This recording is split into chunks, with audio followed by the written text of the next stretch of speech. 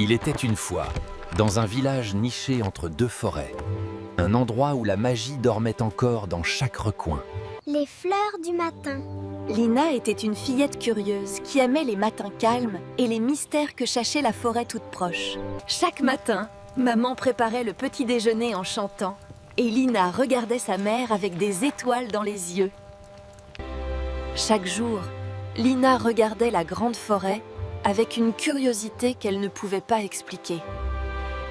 La forêt de l'Humanverde était connue de tous les habitants du village, mais personne n'osait vraiment y entrer seul. Ça, le saviez-vous, Telan? Les chênes peuvent vivre plus de 1000 ans, et certains Europe en Europe ont été témoins de l'époque. Ce jour-là, Lina avait une étrange sensation que quelque chose d'extraordinaire allait se passer. Soudain, quelque chose d'étrange attira l'attention de Lina. Une lumière dorée, comme aucune qu'elle n'avait jamais vue, brillait dans le buisson près du mur. Lina s'approcha doucement, le cœur battant fort dans sa poitrine, sans faire de bruit. Et là, Lina découvrit la créature la plus belle qu'elle n'avait jamais vue de sa vie. Mais tu es magnifique! Je n'ai jamais rien vu de tel dans ma vie! Le saviez-vous quoi? Dans de nombreuses cultures du mineux, les oiseaux dorés ou lumines... Lina, je t'attendais! Mon nom est Oro, et j'ai besoin de ton aide pour sauver la forêt enchantée. Tu sais mon nom? Mais comment est-ce possible? Et quelle aide peux-tu attendre d'une petite fille comme moi? La forêt est en danger, Lina. La sorcière des ombres a volé la lumière éternelle. Et sans elle, tout mourra lentement. Toi seule peux la retrouver. Lina réfléchit longuement. C'était une grande responsabilité pour une petite fille de 8 ans. Ce soir-là, Lina ne dit rien à sa mère. Elle savait que maman s'inquiéterait trop. Le saviez-vous? La lumière de la Lune est en réalité la lumière du Soleil réfléchie par la surface lunaire. La Lune n'émet aucune lumière propre. Au lever du Soleil, Lina avait pris sa décision. Elle irait dans la forêt avec Oro pour sauver la lumière éternelle.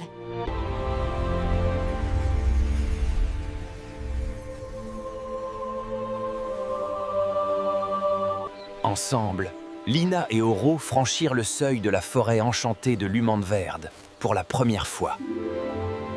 La forêt de l'Humanverde était un monde entièrement différent, où chaque plante brillait de sa propre lumière intérieure. Chaque pas de Lina faisait s'allumer des milliers de petites lumières dans la mousse, comme si la forêt accueillait sa nouvelle amie. Le saviez-vous toi? Certains champignons sont bioluminescents, ce qui signifie qu'ils émettent réellement de la lumière dans l'obscurité. Oro, regarde cette eau. On dirait qu'elle est faite de lumière et d'étoiles. Ce ruisseau marque la frontière entre le monde ordinaire et le cœur magique de l'Humanverde. Une fois que nous le traversons, les règles changent, Lina. D'accord, Oro. Je n'ai pas peur. Allons sauver la lumière éternelle ensemble. À chaque pas sur les pierres magiques, Lina sentait quelque chose de chaud et de puissant monter dans ses pieds jusqu'à son cœur. Lina se retourna une dernière fois vers le monde qu'elle connaissait, puis fit face à l'inconnu avec courage. Le saviez-vous? Les forêts couvrent environ 31% de la surface terrestre de notre planète et abritent plus de 80%. Au détour d'un chemin, un petit renard roux aux yeux malicieux leur barra soudainement la route. Bonjour, fillette au ruban jaune. Je suis Roux, gardien du premier carrefour. Pour passer, tu dois résoudre mon énigme ou rebrousser chemin. Très bien, petit roux. Je ne suis pas venue jusqu'ici pour reculer. Pose ton énigme, je suis prête. Je suis là le matin, mais disparais mais le soir. Je réchauffe ton cœur sans que tu me touches. Je suis visible pour... Lina réfléchit profondément. Elle fouilla dans sa mémoire toutes les choses qu'elle connaissait sur le monde. J'ai trouvé! C'est le soleil! Le saviez-vous? Le Soleil se trouve à environ 150 millions de kilomètres de la Terre. Bravo, Lina. Tu es vraiment intelligente. Peu d'enfants trouvent la réponse aussi vite. Le chemin est libre. Puis-je vous accompagner? Bien sûr, Roux. 3, c'est mieux que 2 dans une aventure. Allons-y ensemble. A transcription features a French narrator speaking. Et ainsi, Lina n'était plus... Au carrefour des 3 chemins, le groupe s'arrêta. Lequel des 3 sentiers mènerait à la lumière éternelle? La sorcière des ombres garde la lumière éternelle au château des ténèbres, au-delà du lac miroir. Nous devons traverser la forêt des murmures d'abord. Le saviez-vous? Dans certaines forêts denses, le vent qui souffle à travers les arbres peut créer des sons ressemblant à... Les arbres de la forêt des murmures étaient vivants et regardaient tous ceux qui osaient traverser leur territoire. Lina sentait ses genoux trembler, mais elle avançait quand même. Car elle savait que la peur disparaît quand on marche malgré elle. Une grande lumière verte apparut soudain, et de cette lumière émergea une présence ancienne et sage. Bienvenue, Lina, gardienne choisie.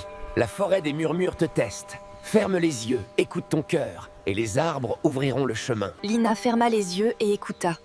Non pas les murmures des arbres, mais la voix calme de son propre cœur qui lui disait quel chemin prendre.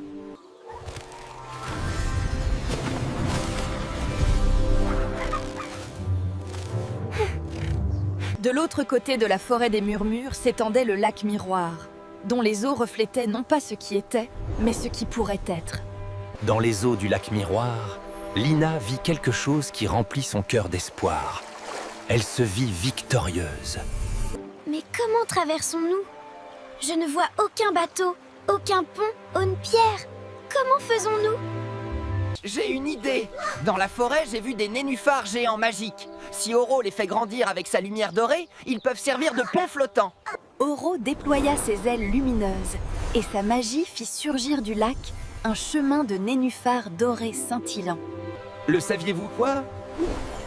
Les nénuphars géants d'Amazonie, appelés Victoria amazonica, peuvent atteindre 3 mètres de diamètre. De l'autre côté du lac, la silhouette sombre du château des ténèbres se dressait contre le ciel, menaçante et imposante. Je suis prête. Quelle que soit la sorcière, quelle que soit l'épreuve qui nous attend, nous continuerons. Pour la forêt, pour la lumière éternelle. Avant d'atteindre les pentes sombres, ils traversèrent une belle vallée de lumière, comme si la nature leur offrait un dernier moment de paix. Ils s'accordèrent quelques minutes de repos dans la vallée lumineuse, reprenant des forces pour les épreuves à venir. Lina, la sorcière des ombres n'est pas née mauvaise. Quelqu'un lui a volé quelque chose d'important autrefois. Rappelle-toi. Le saviez-vous, oui? En psychologie, la compassion, la capacité à ressentir et comprendre. La montée vers le château des ténèbres était difficile. Les rochers étaient glissants et le vent soufflait comme pour les décourager. Lina glissa sur un rocher mouillé, mais ses amis étaient là. Dans l'adversité, l'amitié est la plus solide des ancrages. La grotte est sombre, mais c'est le seul passage. Oro, peux-tu illuminer le chemin? À l'intérieur de la grotte, la lumière d'Oro révéla un monde de cristaux colorés d'une beauté stupéfiante, cachés dans l'obscurité. Le saviez-vous? Les cristaux naturels se forment pendant des milliers. Ils émergèrent de la grotte et se retrouvèrent face au château des ténèbres. L'heure de vérité était arrivée. La porte s'ouvrit et la sorcière des ombres apparut, plus grande et plus effrayante que tout ce que Lina avait imaginé. Une petite fille? Ils envoient une petite fille avec un oiseau et un renard pour me défier? Disparaissez avant que je vous transforme en pierre! Je ne suis pas venue pour vous combattre, Madame la sorcière. Je suis venue pour vous parler.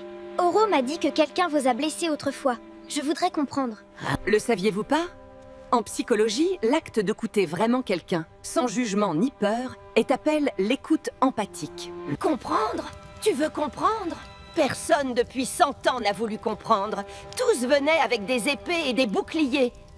Je suis prête à écouter, Madame. Racontez-moi ce qui s'est passé. Je n'ai pas peur de vous et je ne vous veux aucun mal. Autrefois, la forêt était mon foyer. J'en étais la gardienne. Mais les villageois ont eu peur de ma magie et m'ont chassée. Lina vit alors ce que personne d'autre n'avait voulu voir. Derrière la sorcière des ombres se cachait une vieille femme blessée et solitaire depuis 100 ans. Madame, la solitude de 100 ans est une grande punition pour quelque chose que les villageois ont feint par peur et ignorance. voulez-vous rentrer chez vous? Et quelque chose d'extraordinaire se produisit. Touchée par la bonté de Lina, la sorcière des ombres commença lentement à se transformer. Le saviez-vous quoi? Dans de nombreuses fables et contes de fées à travers les cultures, la bonté et La lumière éternelle, enfin libérée, brillait de toute sa pureté originelle, prête à être rendue à la forêt de Lumenverde. Prends-la, Lina. Tu m'as rendu quelque chose que je croyais perdu pour toujours. Ma propre lumière intérieure. Maintenant, rends cette lumière à la forêt. Auro! Nous l'avons trouvée!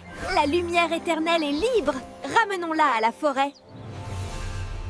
Venez avec nous, madame. La forêt de Lumenverde vous appartient aussi. Il est temps de rentrer chez vous. Le saviez-vous qu'à le pardon est l'un des actes les plus puissants de l'être humain. Des recherches en neurosciences montrent que pardonner réduit le stress. Partout où passait la lumière éternelle, la vie reprenait. Les fleurs se rouvraient, les papillons revenaient, la forêt recommençait à respirer. Au bord du lac Miroir, la sorcière vit pour la première fois depuis 100 ans son vrai reflet. Lina, tu as accompli ce qu'aucun guerrier ni magicien n'avait réussi. Tu as brisé la malédiction des ombres avec ton... Et moi, ce n'est pas moi seul, esprit de la forêt. C'est Oro qui m'a guidée, Roux qui m'a aidé à réfléchir, et madame qui a eu le courage de... Le saviez-vous? Les forêts peuvent se régénérer naturellement après des perturbations si on leur laisse le temps et les bonnes conditions. Au cœur de Lumenverde, Lina souleva la lumière éternelle vers le ciel et la laissa rejoindre la forêt.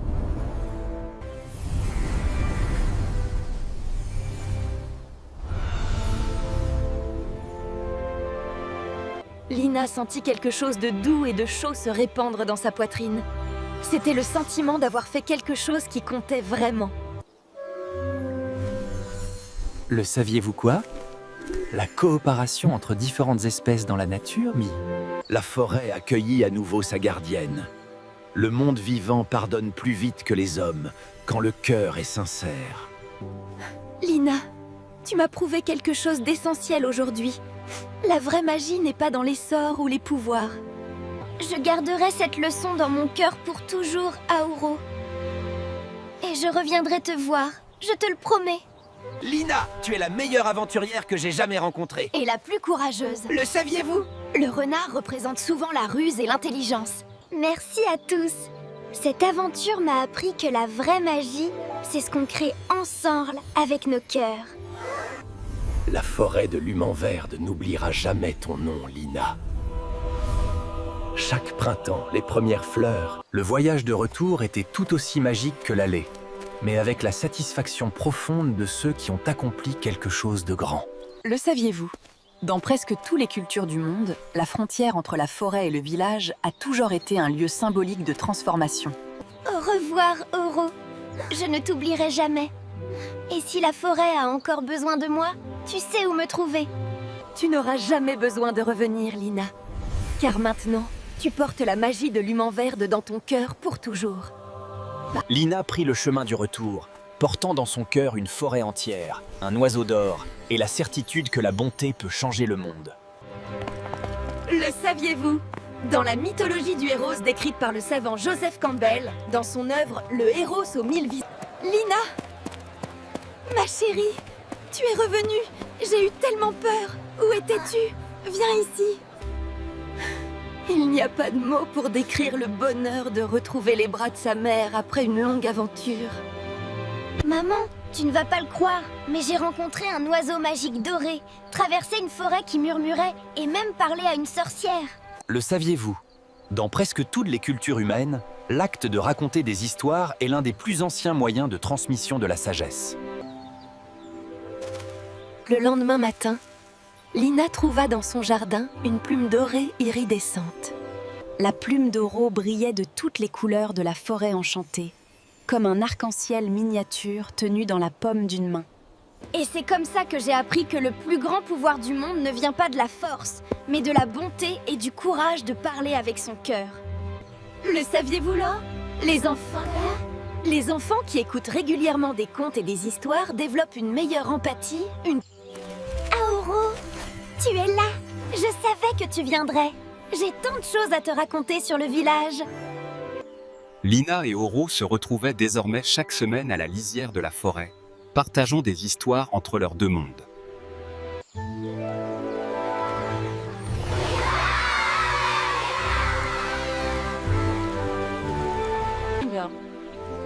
Le saviez-vous? La biodiversité, la variété des espèces vivantes dans un écosystème, est essentielle à la santé humaine. La vieille sorcière avait retrouvé sa maison dans la forêt. Guérie par la bonté de Lina, Lina commença à écrire l'histoire de son aventure, pour ne jamais l'oublier et pour la partager un jour. chaque soir au coucher du soleil, Lina regardait le ciel et voyait la lumière d'Oro briller quelque part